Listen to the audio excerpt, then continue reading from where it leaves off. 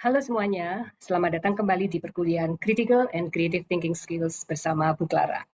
Pada pertemuan kali ini, kita akan membahas topik kritis mengutip para pakar. Nah, mengutip pendapat pakar secara kritis ini tentunya penting ya dalam penulisan akademik dan juga penulisan dan juga dalam bidang profesional. Karena hal ini akan membantu memperkuat argumen kita dan juga memberikan dukungan yang kuat terhadap pernyataan atau kesimpulan atau klaim yang kita buat. Oke, pertama-tama mari kita lihat dulu, kenapa sih kita harus mengutip pendapat tokoh atau pakar? Ngapain? Untuk apa? Nah, mengutip pendapat pakar itu sebenarnya sangat penting karena memiliki beberapa manfaat utama dalam itu penulisan akademik maupun profesional. Yang pertama, dengan mengutip pendapat tokoh atau pakar itu akan memperkuat argumen. Ya, jadi mengutip pendapat pakar ini bisa membantu memperkuat argumen yang kita buat, baik dalam tulisan kita maupun dalam pernyataan kita.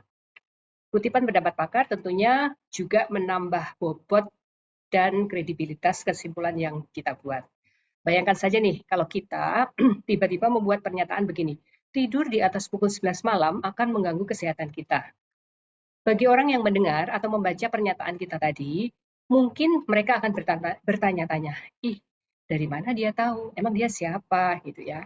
Nah, orang akan meragukan pernyataan kita karena kita bukan pakar kesehatan. Hal itu akan berbeda apabila kita memperkuat argumen kita dengan pendapat pakar. Misalnya seperti ini, jam berapa kita tidur dapat berdampak pada kesehatan kita. Menurut Dr. Michael Bruce, seorang dokter spesialis jantung yang juga pengajar di Universitas Harvard, tidur larut malam dapat menyebabkan masalah kesehatan jangka panjang, seperti misalnya peningkatan risiko penyakit jantung dan penyakit lainnya seperti diabetes dan obesitas. Oleh karenanya, penting bagi kita untuk tidur tidak terlalu larut. Nah, beda kan?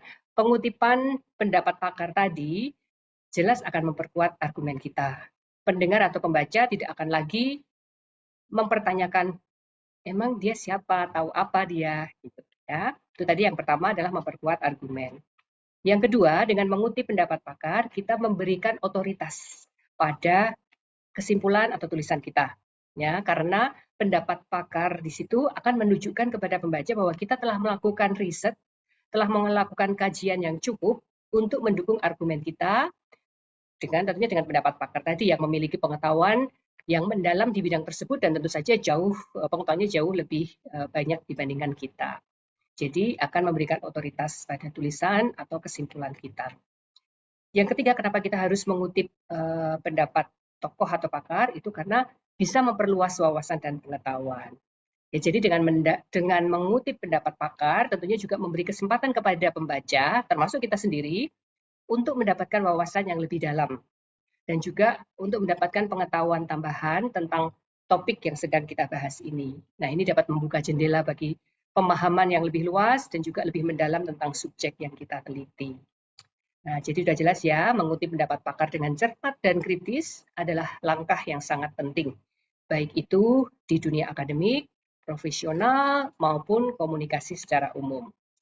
Itu tidak hanya meningkatkan kualitas tulisan kita, tapi juga membantu kita menjadi penulis yang lebih terampil dan juga menjadi peneliti yang lebih kompeten.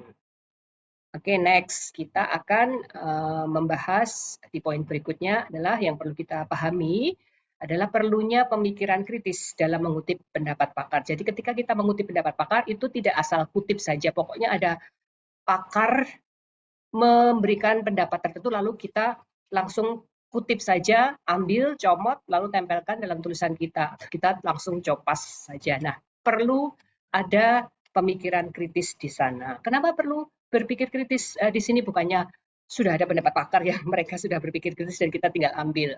Tentunya tidak semudah itu, Ferguson katanya ya. Jadi mengapa berpikir kritis di sini penting? Karena meskipun pendapat pakar itu sudah memiliki nilai yang tinggi, namun tentu saja ada keterbatasan atau ada kelemahannya juga ketika kita langsung mengutip begitu saja. Jadi sikap kritis dalam mengutip pendapat pakar akan membantu memastikan bahwa kita menggunakan pendapat mereka dengan bijaksana. Selain itu akan membuktikan bahwa kita memang memahami dengan baik bagaimana pendapat tersebut dapat mendukung atau mempengaruhi atau memperkuat argumen kita, ya, nggak asal comot salah-salah. Kalau salah comot bukannya memperkuat argumen kita, malah memperlemah argumen kita, gitu kan ya. Nah, berikut adalah beberapa alasan kenapa sih kritikalitas atau berpikir kritis dalam mengutip pendapat pakar itu sangat penting. Yang pertama karena adanya perbedaan pendapat. Nah, dalam banyak kasus bisa terdapat perbedaan pendapat di antara satu pakar dengan pakar yang lain, meskipun mereka adalah pakar di bidang yang sama. Nah, berpikir kritis akan membantu kita untuk mengidentifikasi perbedaan ini dan memahami konteks di mana perbedaan tersebut muncul. Tentunya ini memungkinkan kita untuk memilih pendapat yang paling sesuai dengan argumen kita. Ya, jadi kita harus kritis dan bisa memilih pendapat yang paling tepat dengan argumen kita. Contohnya saja, misalnya nih ada dua orang pakar di bidang komunikasi yang memberikan pendapat tentang pengaruh media sosial terhadap perilaku manusia. Ya, kita sebut saja pakar komunikasi A dan pakar komunikasi B. Nah, menurut pakar komunikasi A, media sosial memiliki dampak negatif yang signifikan pada perilaku manusia. Pakar A ini menyoroti peningkatan penggunaan media sosial yang mengakibatkan isolasi sosial, peningkatan kecanduan digital, dan masalah kesehatan mental seperti misalnya depresi dan kecemasan. Nah, pakar A ini lebih cenderung menekankan perlunya pengawasan yang lebih ketat terhadap platform media sosial dan penggunaannya, serta bagaimana kita bisa membatasi akses terhadap konten-konten yang dapat merugikan. Lalu ada pakar B kan ya tadi ya, pakar komunikasi B sebaliknya berpendapat bahwa media sosial ini dapat memberikan manfaat yang signifikan dalam menghubungkan orang, dalam memfasilitasi perubahan sosial positif, dan juga dalam memberikan platform untuk bisa berekspresi secara kreatif dan juga bisa melakukan aktivisme sosial. Pakar B ini berpendapat bahwa dampak negatif media sosial dapat diatasi dengan pendekatan yang lebih bijaksana, seperti misalnya edukasi digital yang lebih baik dan juga penggunaan yang lebih bijaksana. Ia juga menilai bahwa melarang media sosial secara drastis bisa saja menghambat kebebasan berbicara. Nah, ini kan ada dua perbedaan pendapat ya. Perbedaan pendapat ini antara tadi pakar komunikasi A dan B menunjukkan kompleksitas isu-isu terkait media sosial dalam masyarakat saat ini. Nah, kita perlu sikap kritis dalam mengutip pendapat mereka. Ya, dan ini sangat penting karena memungkinkan kita untuk bisa mengevaluasi bukti-bukti yang mendukung argumen masing-masing pakar, lalu mana yang akan kita pakai, gitu kan? Karena dua pendapat yang berbeda itu tentunya ya bisa saja dua-duanya dipakai, tapi mana yang paling tepat dan kalaupun dua-duanya mau dipakai, bagaimana kita menghubungkan atau bagaimana kita memutuskan bagaimana pendapat ini bisa digabungkan atau digunakan yang intinya adalah untuk bisa memperkuat argumen kita gitu ya. Makanya kita penting untuk tetap berpikir kritis meskipun ya ada orang yang bilang toh tinggal mengutip ya, ternyata mengutip tidak sekedar mengutip. Yang kedua, evaluasi kredibilitas pakar. Nah, ternyata tidak semua pakar itu memiliki kredibilitas yang sama. Beberapa mungkin memiliki rekam jejak yang kuat dalam penelitian tertentu dan kontribusi yang sudah terkenal di bidangnya ya. Sementara pakar yang lain mungkin kurang terkenal, misalnya satunya kalibernya sudah internasional, satunya masih lokal misalnya. Nah, sikap kritis kita itu akan membantu kita sendiri untuk menilai kredibilitas pakar tersebut. Jadi mana yang akan kita gunakan? Apakah kita akan menggunakan pakar yang kaliber internasional atau yang lokal? Ya, tidak selalu sih kita harus menggunakan pakar yang kaliber internasional, tergantung konteksnya juga ya. Kalau kita konteksnya berbicara untuk audiens di wilayah di lingkup lokal, mungkin lebih baik menggunakan pendapat atau mengutip pendapat pakar yang sudah terkenal di tingkat lokal daripada ngawang-ngawang yang pakar di tingkat internasional tapi tidak pernah terdengar oleh audiens kita. Nah, yang ketiga, kita perlu berpikir kritis dalam mengutip tokoh atau pakar itu karena kita harus memahami terkait konteks yang bisa saja berubah. Ya, jadi terkadang pendapat yang diberikan oleh pakar mungkin sesuai dengan konteks tertentu, tapi tidak relevan untuk konteks yang berbeda. Nah, sikap kritis ini tentunya membantu kita untuk memahami di mana dan bagaimana pendapat tersebut dapat digunakan dengan efektif. Contoh, ya misalnya saja pendapat dua orang pakar komunikasi tentang komunikasi gender. Ya, misalnya ada pakar A, ya, seorang ahli dalam studi komunikasi gender. Dia berpendapat bahwa dalam bahasa dan komunikasi sehari-hari di Barat, terdapat penggunaan kata-kata dan frase-frase yang secara tidak sadar merendahkan atau meminimalisir, memarginalkan perempuan, misalnya gitu. Lalu misalnya pakar yang satunya, pakar B, katakanlah Dr. Cornell, seorang sosiolog dari Australia, dia berpendapat bahwa dalam budaya Timur, konsep maskulinitas itu dominan, tapi biasanya lebih terkait dengan aspek-aspek seperti misalnya otoritas keluarga. Gitu. Nah, kedua pandangan ini memberikan wawasan tentu saja tentang komunikasi gender kan dua-duanya, namun dalam konteks budaya yang berbeda, yakni budaya Barat dan budaya Timur. Kita harus mampu memilih dan memilah secara kritis pandangan mana yang akan kita kutip sesuai dengan konteks argumen kita. Gitu. Nah, yang keempat atau yang terakhir, tentunya kita ingin menghindari penggunaan yang tidak tepat. Karena tanpa berpikir kritis, mungkin saja kita cenderung mengutip pendapat pakar tanpa mempertimbangkan relevansinya dengan argumen kita. Tadi seperti yang saya sebutkan ya, jangan-jangan bukannya malah memperkuat, malah memperlemah argumen kita. Ya, jadi kita harus mampu memilih mana yang bisa dikutip dan relevansinya dengan argumen kita. Oke. Jadi, berpikir kritis dalam mengutip pendapat pakar adalah langkah yang penting. Dan ini untuk memastikan bahwa kita itu menggunakan pendapat mereka secara bijaksana, memahami konteksnya, memaksimalkan dampaknya dalam memperkuat argumen atau penelitian kita. Itu kenapa itu penting. Oke. Lalu yang berikutnya, bagaimana sih cara kritis untuk bisa mengutip pendapat pakar? Nah, tadi kan sudah dibahas bahwa mengutip pendapat pakar secara kritis itu penting ya dalam penulisan akademik dan juga profesional. Kemudian mari kita lihat berikut ini, dan tadi sudah disebutkan ada 4 alasan yang telah dijelaskan, lalu sekarang ini ada beberapa langkah nih yang dapat kita ikuti untuk secara kritis bisa mengutip pendapat pakar. Nah, yang pertama itu kita identifikasi dan pilih sumber yang terpercaya. Itu yang pertama yang harus kita lakukan ya. Jadi kita harus memastikan kita mengutip pendapat dari sumber-sumber yang dapat diandalkan dan terpercaya. Dan juga pakar yang diakui di bidang yang topiknya sedang kita bicarakan. Kalau kita sedang membahas topik kesehatan, ya kita mengutip pakar kesehatan. Kita tidak mengutip seorang ahli pendidikan misalnya ya.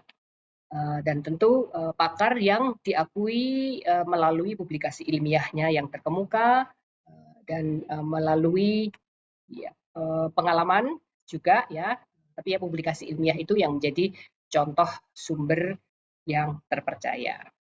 Yang kedua, kita harus memahami konteks pendapat pakar tadi. Nah, sebelum kita buru-buru mengutip pendapat pakar, pastikan dulu ya kita memahami konteks di mana pendapat tersebut diberikan. Apakah pendapat itu diambil dari sebuah penelitian atau wawancara, lalu konteksnya apakah dalam konteks budaya tertentu, dalam konteks zaman tertentu ya. Jadi memahami konteksnya itu tentunya akan membantu kita menginterpretasikan pendapat dengan benar ya. Dan tentu saja dalam memahami konteks ini kita perlu juga menyertakan konteks dan penjelasannya. Karena ketika kita mengutip pendapat pakar tanpa disertai konteks atau penjelasan yang relevan, itu mungkin akan rancu dan membingungkan ya. Jadi jangan hanya meletakkan kutipan tanpa penjelasan konteksnya. Jadi misalnya kita berbicara tentang perubahan iklim ya, kita tentu saja harus memberikan konteksnya. Jadi menurut pakar B tentang perubahan iklim di dunia ini, lalu bla bla bla, pendapatnya apa gitu. Jadi kita berikan konteksnya juga supaya itu terpahami. Nah, yang ketiga, kita perlu juga bisa membandingkan dan mengkontraskan pendapat pakar. Tadi sudah dibahas sedikit juga bahwa pendapat pakar itu mungkin berbeda atau bahkan bertentangan satu dengan yang lainnya. Nah, kita dapat menggunakan perbandingan dan juga dapat menggunakan perbandingan itu dan mengkontraskan untuk memperkuat argumen kita, gitu ya. Sebutkan bahwa memang ada keragaman pendapat di antara pakar-pakar tersebut. Nah, persamaannya apa, perbedaannya apa, lalu kesimpulan kita apa dan kenapa. Nah, ini akan membuat argumen kita menjadi jauh lebih kuat. Gitu. Nah, dengan mengikuti langkah-langkah ini ya minimal kita dapat secara kritis mengutip pendapat pakar dalam tulisan kita yang akan membantu meningkatkan kualitas dan kredibilitas tulisan kita. Oke, nah tadi kan disebutkan Yang pertama kan harus mengidentifikasi sumber terpercaya. Nah, ini beberapa langkah yang bisa kita lakukan. Bagaimana sih kita mengidentifikasi sumber terpercaya tersebut? Identifikasi dan pemilihan sumber yang terpercaya ini kan langkah kunci dalam mengutip pendapat pakar, ya. Contohnya saja misalnya kita ingin mengidentifikasi dan memilih sumber yang terpercaya dalam konteks penelitian tentang dampak media sosial terhadap perkembangan bahasa dan komunikasi anak-anak misalnya ya. Nah, beberapa cara untuk mengidentifikasi dan memilih sumber terpercaya antara lain yang pertama kita tentunya identifikasi narasumber utamanya dulu atau identifikasi pakar utama yang mau kita gunakan itu dulu ya. Tentunya kita harus mampu mengidentifikasi siapa-siapa sih pakar-pakar di bidang komunikasi anak-anak dan dampak media sosial itu ya. Jadi kita tidak asal comot saja pakarnya ya. Misalnya saja kita sudah mendengar nama pakar yang diakui di bidang tersebut misalnya Dr. Patricia Cole. Beliau adalah seorang ahli dalam perkembangan bahasa anak. Nah, itu bisa digunakan. Lalu ada juga misalnya pakar seorang dokter yang melakukan penelitian tentang penggunaan media oleh anak-anak, itu juga bisa digunakan. Jadi kita harus mengidentifikasi dulu narasumber utamanya. Lalu kemudian yang kedua kita harus menggunakan sumber-sumber yang resmi ya. Jadi di mana sih pakar itu berbicara atau pendapat pakar itu ditulis di mana gitu ya. Jadi kita perlu memilih sumber resmi terkait dengan penelitian ilmiah atau lembaga-lembaga yang berwenang. Ya, jadi jangan mengambil misalnya dari forward di WhatsApp group misalnya gitu ya. Kita harus mencari sumber-sumber yang kredibel dan resmi gitu ya. Contoh sumber yang baik itu misalnya ya jurnal ilmiah ya, itu tentunya sumber yang baik untuk atau sumber yang resmi dan bisa terpercaya untuk mengidentifikasi sumber-sumber terpercaya tersebut atau buku-buku yang ditulis oleh pakar tersebut sendiri atau laporan penelitian dari lembaga penelitian atau juga dari situs-situs yang resmi. Nah, yang ketiga, langkah ketiga untuk mengidentifikasi sumber terpercaya adalah dengan memeriksa kredibilitas. Nah, pastikan sumber yang kita pilih itu memiliki kredibilitas yang tinggi. Jadi, cek latar belakang akademik dan pengalaman pakar yang kita tentukan tersebut. Tentunya pakar yang tadi kita kan topiknya ingin mencari pakar di bidang komunikasi anak-anak dan media sosial ya. Lalu memeriksa kredibilitas ini selain dari pakarnya juga kita bisa melihat sumbernya itu apakah melihat kita dengan bisa melihat review dan referensinya ya, periksa apakah sumber tersebut telah melewati satu proses peer review atau memiliki referensi yang kuat dari pakar-pakar lain dalam bidang yang sama. Nah, ini bisa menjadi tolak ukur validitas dan kualitas informasi yang diberikan. Yang keempat adalah periksa tanggal publikasinya. Nah, kita juga perlu memastikan bahwa informasi yang kita kutip itu juga dari sumber yang atau sumber atau hasil penelitian atau data yang terbaru. Ya. Kita tentunya tidak ingin mengutip sesuatu yang sudah terjadi 100 tahun yang lalu. Ya tergantung konteksnya ya. Kalau itu kita mengutip satu teori, grand teori, ya mungkin itu sudah beberapa dekade yang lalu, itu tidak masalah. Tapi kalau itu satu kasus, sebenarnya kita ingin mengutip data-data yang terbaru ya. Apalagi tadi kan topiknya ini tentang dunia media sosial ya. Dunia media sosial ini tentunya cepat sekali berubah dan informasi yang terbaru ini sangat penting. Makanya tanggal publikasi itu juga harus kita cermati. Dan yang terakhir itu kita harus menghindari apa-apa yang sensasi ya, hindari sensasionalisme ya.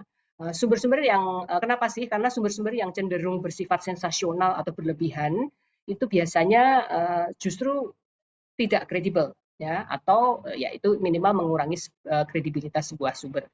Misalnya saja sumber-sumber yang berjudul misalnya gempar seorang bayi berusia 6 bulan bisa membaca berkat sosmed.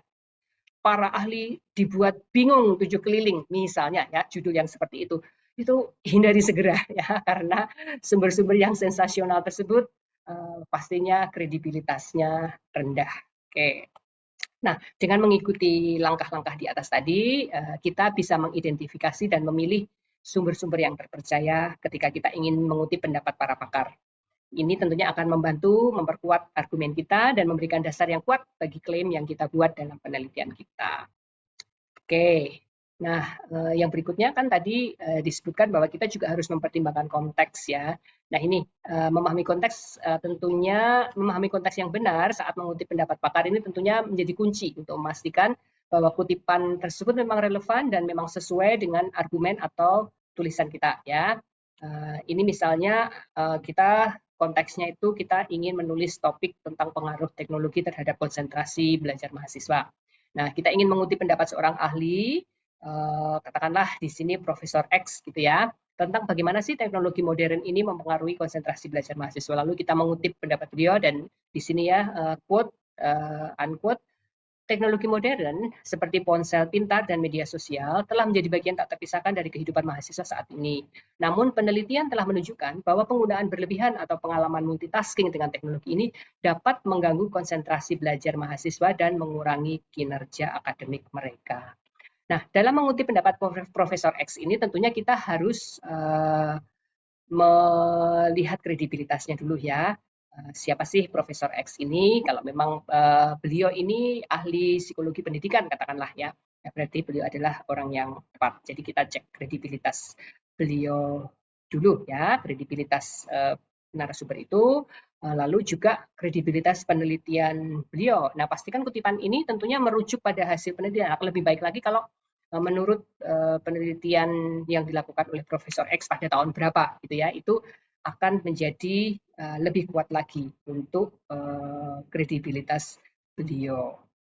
Oke, yang berikutnya tentunya harus mengklarifikasi konteks ya. Kita perlu menyertakan konteks sebelum dan sesudah kutipan. Jadi nggak serta-merta langsung kutipan quote unquote itu ya. Tapi kutipan dari Profesor X ini tentang apa? Mungkin kita perlu tambahkan penjelasan misalnya kita bisa menulis menurut Profesor X dalam konteks pengaruh teknologi terhadap konsentrasi belajar mahasiswa.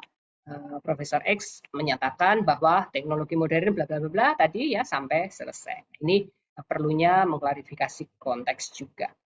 Oke, yang terakhir adalah relevansi, yakni hubungan dengan argumen kita. Ya, setelah mengutip pendapat Profesor X tadi, pastikan untuk menjelaskan bagaimana sih pendapat ini bisa mendukung atau bisa relevan dengan argumen kita. Ya, jadi nggak cuma mengutip saja lalu dilepaskan begitu saja. Setelah mengutip, lalu kita harus hubungkan bagaimana pendapat ini bisa mendukung atau bisa relevan dengan argumen kita. Ya, kita dapat menambah kutipan itu dengan penjelasan bagaimana temuan Profesor X ini berkaitan dengan isu konsentrasi belajar mahasiswa yang sedang kita bahas.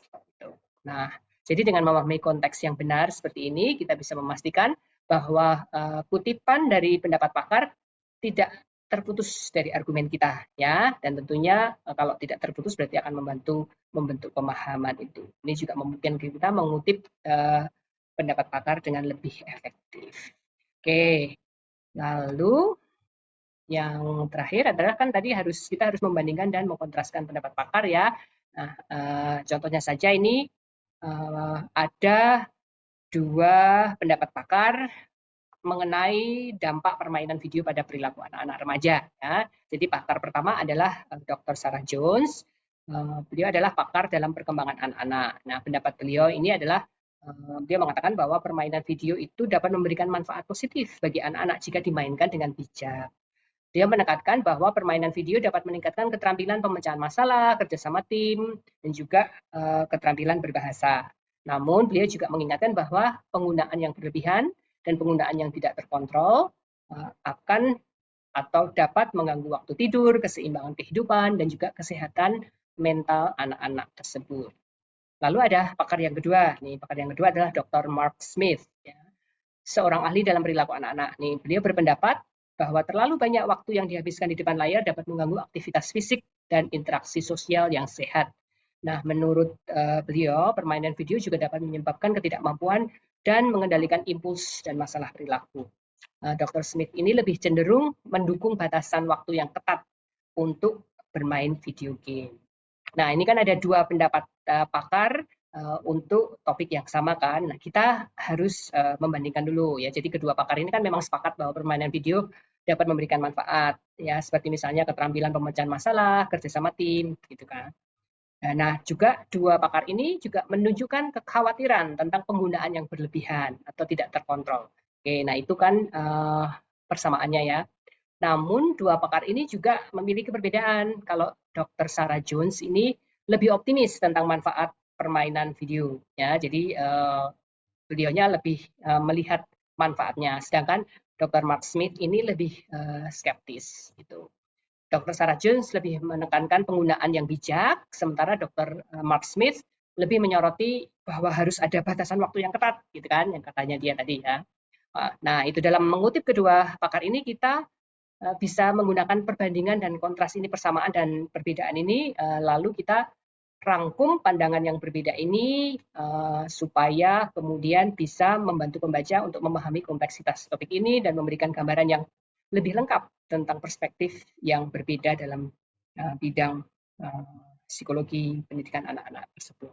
Gitu ya. Jadi membandingkan dan mengontraskan pendapat pakar itu juga penting ya. Ini adalah salah satu ciri berpikir kritis sebelum kita mengutip pendapat pakar. Oke. Nah, oke, sekian dulu ya. Jadi penjelasan kita tentang pentingnya mengutip pendapat pakar secara kritis. Semoga bermanfaat ya. Sekarang kita waktunya untuk berlatih, melakukan latihan. Kalau kalian ingin ikut latihan atau ingin bertanya-tanya tentang bagaimana mengutip pendapat pakar secara kritis, ikuti perkuliahan saya di Universitas Pembangunan Jaya. Sampai jumpa.